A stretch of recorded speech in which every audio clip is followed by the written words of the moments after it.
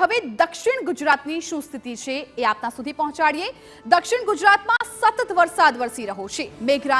મેઘરાજાની મહેર જોવા મળી।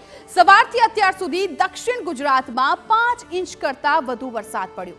સુરતના અનેક તાલુકામાં જળથી તરબોળ થયા છે રસ્તાઓ અને હજુ પણ આગામી 24 કલાકમાં દક્ષિણ ગુજરાતના તમામ જિલ્લાઓમાં મેઘો મુશળધાર વરસી શકે છે। ત્યારે જુઓ દક્ષિણ ગુજરાતમાં મેઘરાજાએ કેવી રીતે કરી છે ધોધમાર બેટિંગ।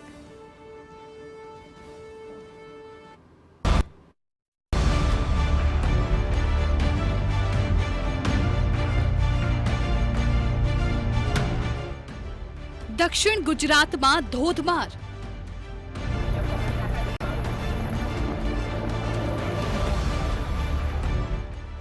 અનેક વિસ્તાર થયા પાણી પાણી।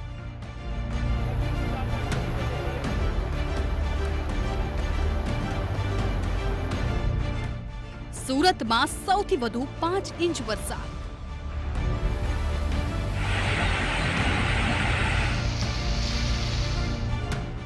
તમામ જિલ્લાઓમાં મેઘમહેર।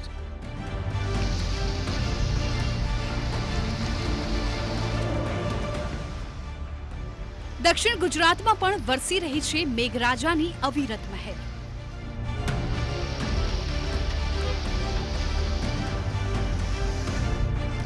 દક્ષિણ ગુજરાતના તમામ જિલ્લાઓમાં મુશળધાર વરસાદ વરસી રહ્યો છે।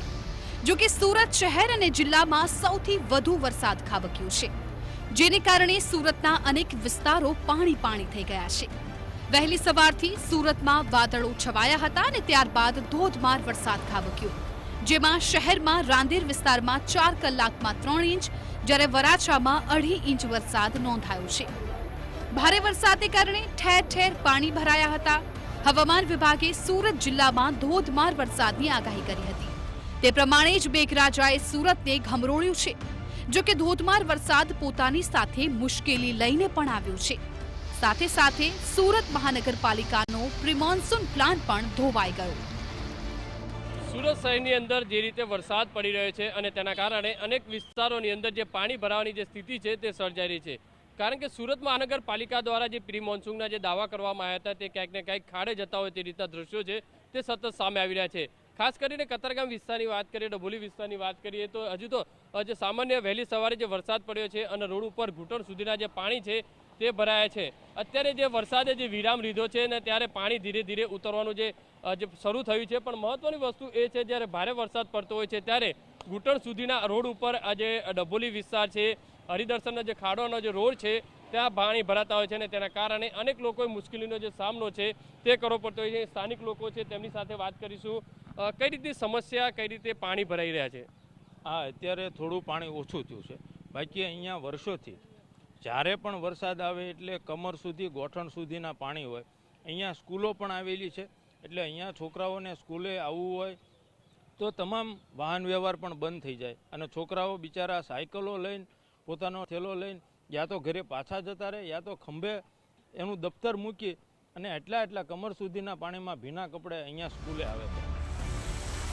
સુરતના મિની ચેરાપુંજી ગણાતા ઉમરપાડામાં પણ ધોધમાર વરસાદ પડ્યો છે। વહેલી સવારે મુશળધાર વરસાદ વરસતા બજારો પાણી પાણી થઈ ગઈ। સુરતના માંડવી તાલુકામાં વહેલી સવારથી વરસાદ વરસ્યો હતો।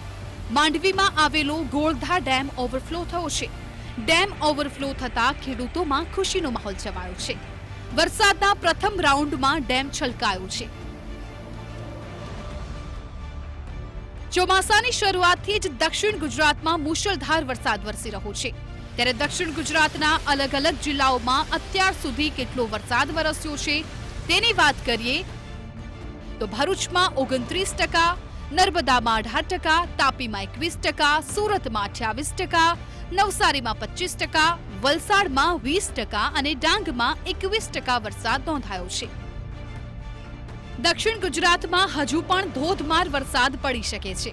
હવામાન વિભાગે દક્ષિણ ગુજરાતના તમામ જિલ્લાઓમાં યલો એલર્ટ જાહેર કર્યું, એટલે આગામી 48 કલાક હજુ પણ દક્ષિણ ગુજરાતના અલગ અલગ જિલ્લાઓમાં સારો વરસાદ પડી શકે છે। सूरत, डांग, नवसारी, वलसाड़, तापी, दमन और दादरा नगर हवेली, जहां पर हैवी रेनफॉल की वार्निंग है और साथ में थंडरस्टॉर्म की भी वार्निंग है। દક્ષિણ ગુજરાતમાં ભારે વરસાદ પડી રહ્યો છે, જો કે સૌરાષ્ટ્ર અને કચ્છ કરતા હજુ પણ દક્ષિણ ગુજરાતમાં ઓછો વરસાદ પડ્યો છે। ત્યારે માનવામાં આવી રહ્યું છે કે જેવી રીતે દક્ષિણ ગુજરાતમાં અતિ ભારે વરસાદની આગાહી છે, તેને જોતા આગામી દિવસોમાં દક્ષિણ ગુજરાતની ધરા પણ વરસાદી પાણીથી તરબોળ થતી રહેશે।